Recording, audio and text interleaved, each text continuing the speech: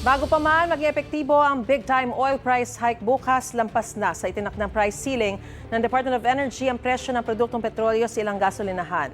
Tulad sa isang gasolinahan sa Kasiguran Aurora kung saan halos 97 pesos na ang kada litro ng diesel, halos 87 pesos naman ang kada litro ng gasolina. Paliwanag ng isang retailer, hindi na nila kontrolado ang presyo ng produktong petrolyo dahil mataas na rin ang benta sa kanila ng distributor. Sa Isabela City, Basilan, nasa 79 pesos kada litro na ang presyo ng krudo sa ilang gasolinahan. Sabi ng isang motorista, 10 litro lang ang napakarga niya mula sa dating 20 litro dahil sa mahal ng presyo. Sa Pio Duran, Albay, 75 pesos at 50 centavos kada litro na ang presyo ng diesel sa ilang gasolinahan. Nasa 74 pesos naman ang kada litro ng gasolina, depende sa klase nito.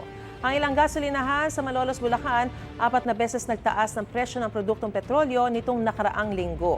Ayon sa DOE, hindi dapat lalampas sa 76 pesos at 50 centavos ang kada litro ng gasolina hanggang mag-oil price hike bukas.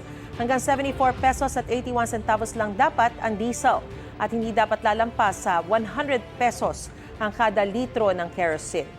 Ang napakataas na presyo ng produktong petrolyo ay bunsod pa rin ng gulo sa Middle East. Gusto mo bang mauna sa mga balita? Mag-subscribe na sa GMA Integrated News sa YouTube at tumutok sa unang balita.